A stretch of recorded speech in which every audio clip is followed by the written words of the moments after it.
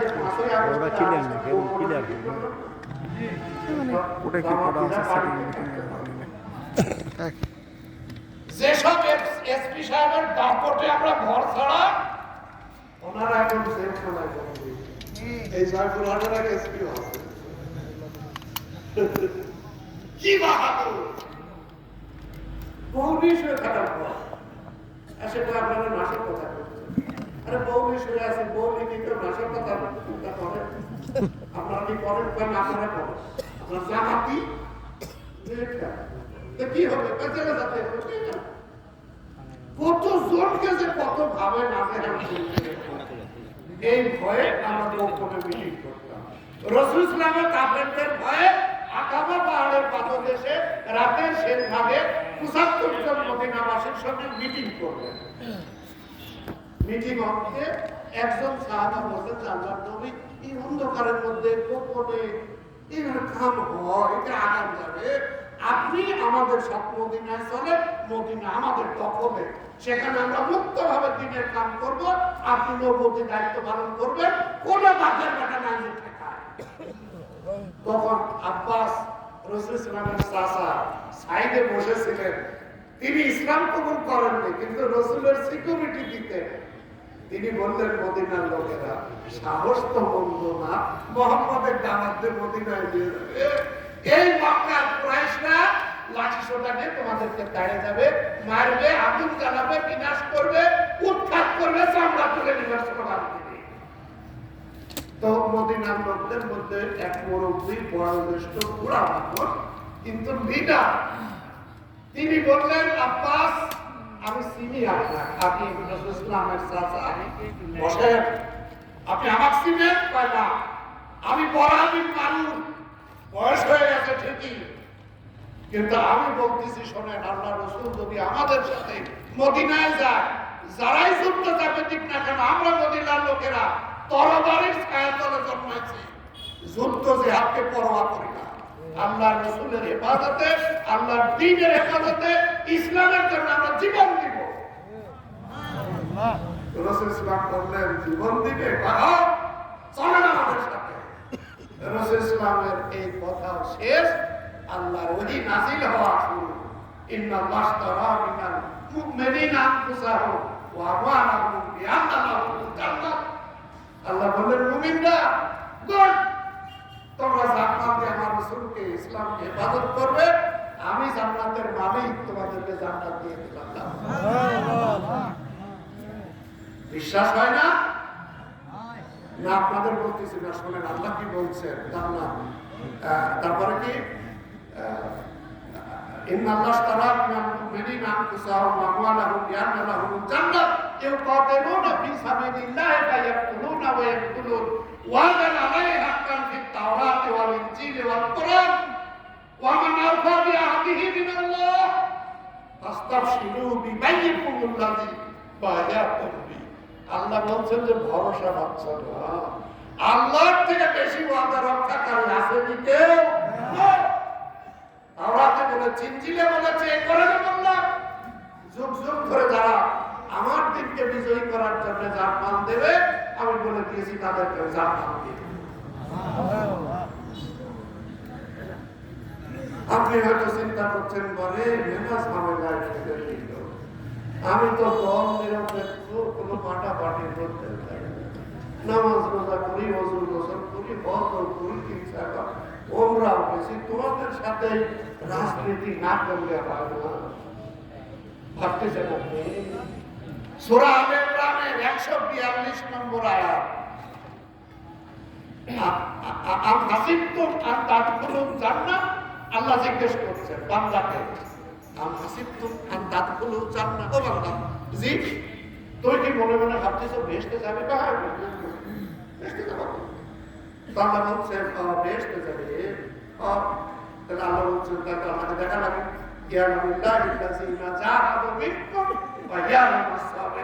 তুমি কি আল্লাহর পথে জিহাদ করে সবর করে আসছো?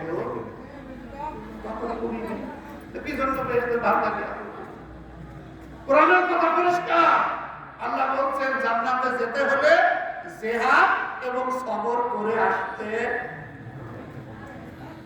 আমার কিছু ভাই, কিছু আকাবির আমাদের বিরোধিতা করে। আমি তাদেরকে বলছি, ভাই সাহেব, কোরআন এবং হাদিসের আলোকে আমরা আল্লাহর দিন কায়েমের চেষ্টা করছি।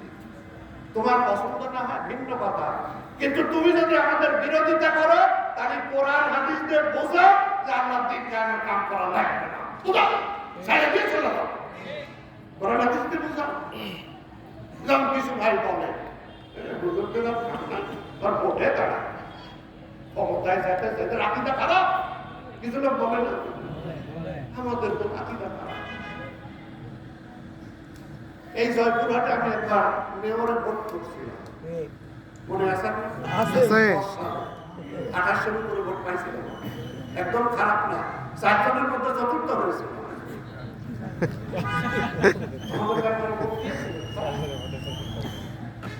এই ভোটের পরে আমার এক ভাই আর আমাকে দাওয়াত দেয়।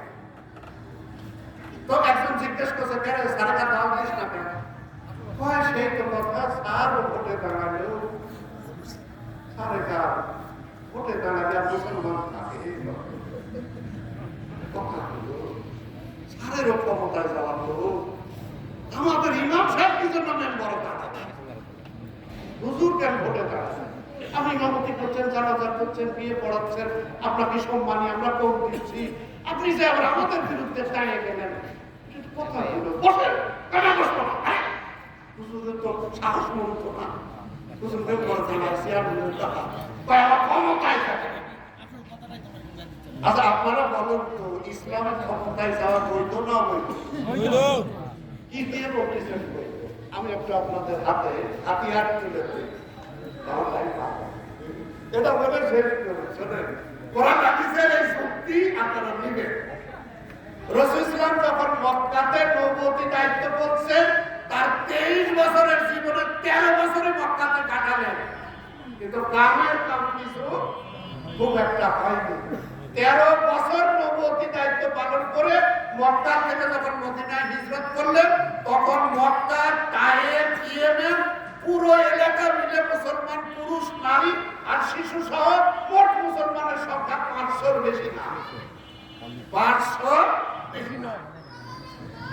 তিনি যখন বদরের যুদ্ধে গেলেন তখন মাত্র 300 কত 13 জন, 313, আর বাকি মহিলা বাচ্চাদের সব আছে। মক্কাতে তিনি ফের ব্যর্থ হয়ে গেলেন, তাকে নামাজ পড়তে দেয় না, কাবার কাছে যেতে দেয় না। তিনি কিভাবে কোরআন কায়েম করবেন? কি এক মহাভক্ত!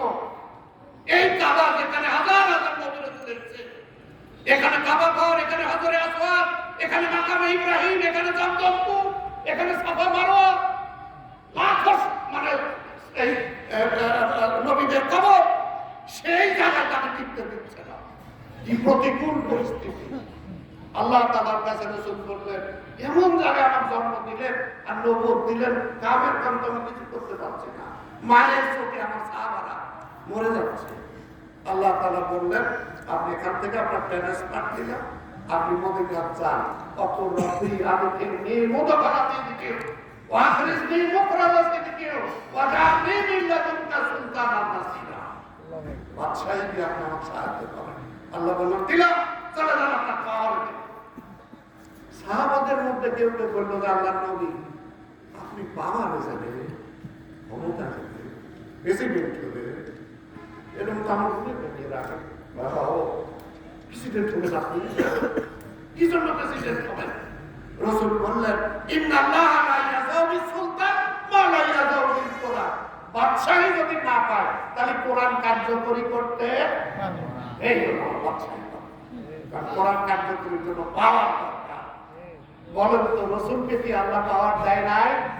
মদিনা রাষ্ট্রের বিশাল পাওয়ার। তিনি মক্কা জয় করলেন, কোন কাফেরের বাচ্চা তার মোকাবেলা করতে। তিনি এই মূর্তিগুলোকে ভাঙলেন আর বললেন, জাল হক ওয়া জাহাকাল বাতিল, হক এসে এখন সেই কাবা দেখে আসলাম, কোন মূর্তির নাম বন্ধ নেই, সেইটা ভেঙেছে তো গেছে, আর মূর্তি ফেরত আসতে। আপনারা আমাদের দেশের মূর্তি ভাঙা দেখছেন, ভাঙার আগে আবার পানি খালে বুঝলেন, সে পানি দূষিত না বিশুদ্ধ? তবে আপনারা বলবেন যে বিশুদ্ধ যে নয়, তার সাইজ থেকে মাথায় পানি ঢালা দেখেন না। রসুলের জন্য যদি পাওয়ারে যাওয়া বৈধ হয়, তাহলে এখনকার ইসলামের লোকদের পাওয়ারে যাওয়া বৈধ না? কোরআন শরীফে সূরা সোয়াদের 35 নম্বর আয়াত, সুলাইমান আলাইহিস সালাম আল্লাহ তাআলার কাছে দোয়া করছেন, রব্বি ফিরলি ওয়া হাবলি মুলকা লা ইয়ামবাগি লিআহাদিন মিন বা'দি। আল্লাহ তাআলা কি হইছে, মাফ করে দেন, দিলাম, আর কিছু কয় হাবলি মুলকা, আমাকে দান করেন মুলক, রাজত্ব। ওরে বাবা, তুমি রাজত্ব নেবে? হ্যাঁ, কত বড়, লা ইয়ামবাগি লিআহাদিন মিন বা'দি, আমার পরে যারা রাজত্ব পাবে তাদের জন্য আমার মতো যেন শোভনীয় না হয়, মানে সাইজে বড়টা আমার দিকে। সুবহানাল্লাহ। সুলাইমান আলাইহিস সালামকে কি আল্লাহ তাআলা রাজত্ব দিয়েছিলেন? মানুষের উপরে, জিনের উপরে, উদ্ভিদ পাখির উপরে, বাতাসের উপরে, সমুদ্রের উপরে, পিপীলিকার উপরে।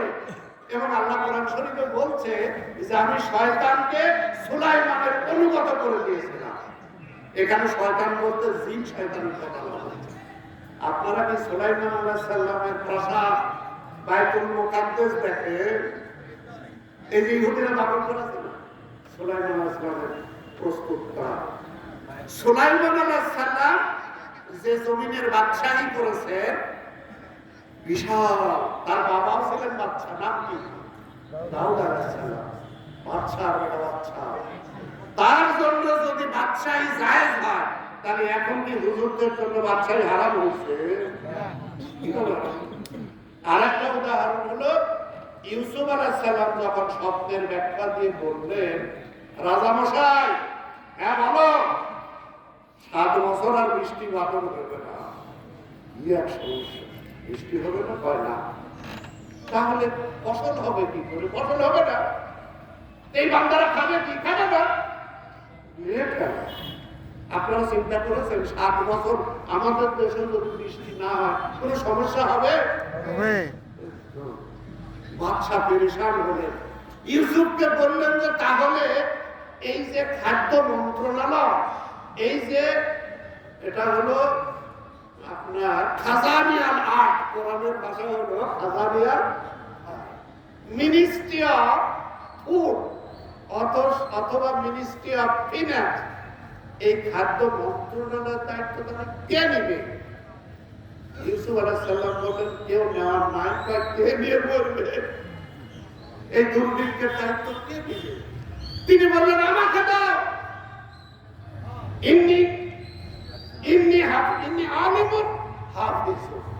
আমি এর ম্যানেজমেন্টের জ্ঞান আল্লাহ দিয়েছে, আর আমি কিন্তু চাচ্ছি বলে মনে করো না যে আমি দুর্নীতি করবো, আমি হেফাজত থাকি। বাদশা কি ইউসুফ আলাইহিস সালামকে মিনিস্ট্রি দেয়নি? দিয়েছিলেন। এই মন্ত্রণালয় থেকে তিনি কি পরে প্রমোশন পেয়ে মিশরের বাদশা হননি? ইউসুফ আলাইহিস সালামের জন্য যদি মিশরের বাদশা হওয়াটা জায়েজ হয়, তাহলে এখনকার হুজুরদের অপরাধ কি? তাই বলি না? সুতরাং যারা বলে হুজুর কেন ভোটে দাঁড়াবে, তাদের বোঝা উচিত যে হুজুররাই শুধু ভোটে দাঁড়াবে। তোমাদের মতো চোর চারটা, যার বংশ সব চোর, নিজে চোর, ওর বোনের বেটি চোর, ওর বেটা চোর, ওর বেটি চোর, ওর পুরো কারখানাই চোর। কার কথা চলছে? কাজের ছেলে 400 কোটি টাকা বলেছে। ব্যাংক সব। আমি 2020 সালে রিটায়ার করেছি ভাই, এখন বলো ব্যাংকে টাকা নাই, আমাদের জমা টাকা তাই বলেন না, আমি দরবার ঘুরে বেড়াচ্ছি, সরকার টাকা দিচ্ছে। আচ্ছা বলেন তো, আমার কাছে যদি সরকার টাকা পাইতো তাহলে ছাড়ে দিত? সরকার বলছে 7 টাকা দেবে, টাকা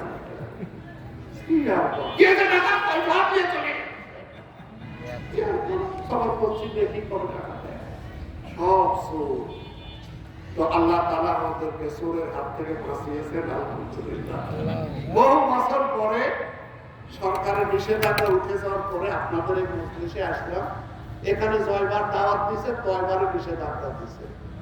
আশেপাশে মাহফিল করার জন্য আমার প্রচার হয়েছে, ওনারা কইছে যে উনি আসলে আমরা না, আমাকে রিং দিয়ে কয় স্যার আপনি থাকেন, ওরাই আসেন। এই 14 বছর 15 বছর মাঠ ছাড়া ছিলাম, ঘর ছাড়া ছিলাম, বাড়ি ছাড়া ছিলাম। যারা আমাদেরকে ঘর বাড়ি ছাড়া করেছে তারা কি এখন ঘরে আছে? আল্লাহ তাআলা কি বিচারে ভাই, সারেও ইলা মাগফিরাতানা ফাসিরু ফিল আরদ ফানজুরু কাইফা কানা আকিবাতুল মুকাজ্জিবিন। মুকাজ্জিবিনদের পরিণতি একটু শিক্ষা সফর করে দেখো। আল্লাহ কথা বলছেন, প্রিয় ভাই সব, এলো বাকারি অবস্থানো যেভাবেই হোক দুটো কথা আপনাদের সামনে বললাম। আল্লাহ তাআলার কাছে মাপ চাই, এবং কিছু বন্ধুটি আপনাদের কাছে দোয়া চাই, আপনাদের সকলের জন্য দোয়া রইল। আল্লাহ তাআলা যেন আমাদেরকে তার সঙ্গে যে চারটা সম্পর্ক, এটা ফিনিশিং দিই নাকি? এক হলো আল্লাহ আমাদের রব, আমরা হলাম তার গোলাম। দুই হলো আল্লাহ হলেন মূল মালিক, আমরা হলাম খলিফা। তিন হলো আল্লাহ তাআলা আমাদের সাথে চুক্তিতে এসেছেন, আমরা যা এবং মাল দিব তিনি আমাদের জান্নাত দেবেন। আর চতুর্থের আলোচনাই হলো না, সেটা হলো কিয়ামতের ভয়াবহ দিবসে আল্লাহ হবেন বিচারক, আমরা হব বিচার। আল্লাহ তাআলা সেই মহাবিপদের দিনে আমাদেরকে নাজাত দিন, আমিন। ওয়া আখিরু দাওয়ানা আলহামদুলিল্লাহি রাব্বিল আলামিন। আসসালামু আলাইকুম ওয়া রাহমাতুল্লাহি ওয়া বারাকাতুহু।